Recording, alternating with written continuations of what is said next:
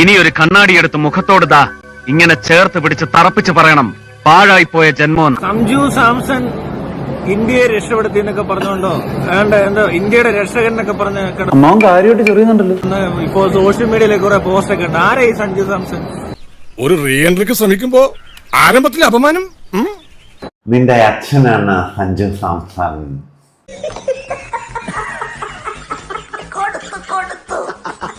സഞ്ജു സാംസൺ ആണോ ഇന്ത്യയുടെ ദാരിദ്ര്യം മൊത്തം ഇല്ലാണ്ടാക്കിയതോ? ഗംഗാജലം ചിലപ്പോ പ്യൂരിഫൈ ചെയ്ത് കാണും.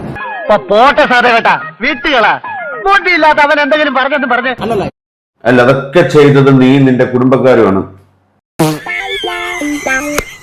എടാ നാറി, നിനക്ക് നാണമുണ്ടോ? അത് പൊല്യൂഷൻ ടോട്ടലി ഇല്ലാണ്ടാക്കി. ജനസംഖ്യ കുറച്ചോ? മുട്ടുകുത്തിന്ന് കുരിശ് വരച്ചു, അതാണോ? എന്താടാ മുട്ടുകുത്തിന്ന് കുരിശ് വരച്ച നിനക്ക് പിടിച്ചില്ലയോ?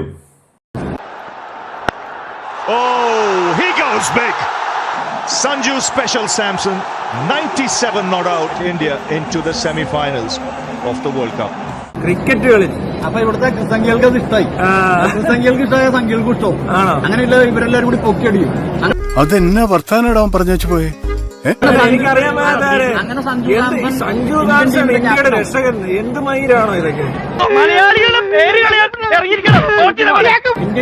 നീ നിന്റെ അച്ഛനാണ് ഇന്ത്യയുടെ രക്ഷകൻ. അയ്യോ, നിന്റെ അച്ഛനും നിനക്കറിയാവോ ആരാന്നുള്ളത്? പുള്ളിയാണ് രക്ഷകൻ ശരിക്കുള്ളത്. ആരാണ് സ്റ്റീഫന്റെ തന്ത?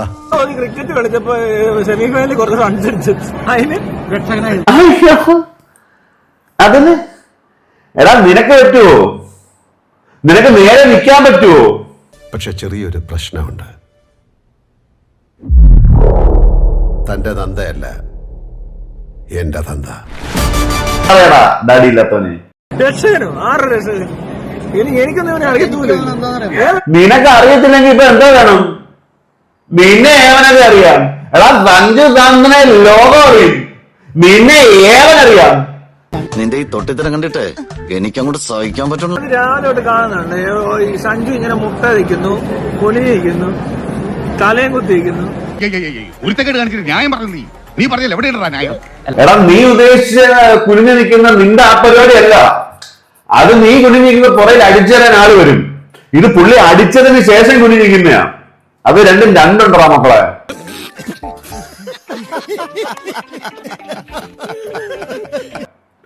നീ മുട്ടയിരിക്കുന്ന മറ്റേ വന്ന് തരുന്ന പരിപാടി അല്ലത്. അത് നിനക്ക് ബസ് സ്റ്റാൻഡിലിരിക്കാം, തിരുവല്ല ബസ് സ്റ്റാൻഡിലിരിക്കാം, എവിടെല്ല ഇരിക്കാം.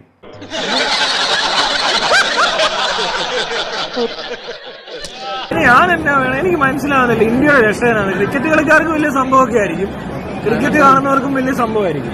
അത്രേ ഉള്ളൂ. ക്രിക്കറ്റ് കാണുന്നവരുടെ പോസ്റ്റ് കണ്ടിട്ട് നീ വന്നിരുന്ന് വായ്ത്താളം അടിച്ചിട്ട് കാര്യമുണ്ടോ സുഹൃത്തെ? സാരില്ലടാ, നീ എവിടെ പരിപാടി അവതരിപ്പിച്ചാലും ഇത് തന്നെയാണല്ലോ നിന്റെ വിധി. ഇനി മേല ഇമാതിരി പോക്കൃതം കാണിക്കണം. ഞങ്ങൾ അങ്ങ് ഇറങ്ങട്ടെ. ആയിക്കോട്ടെ, സന്തോഷായി.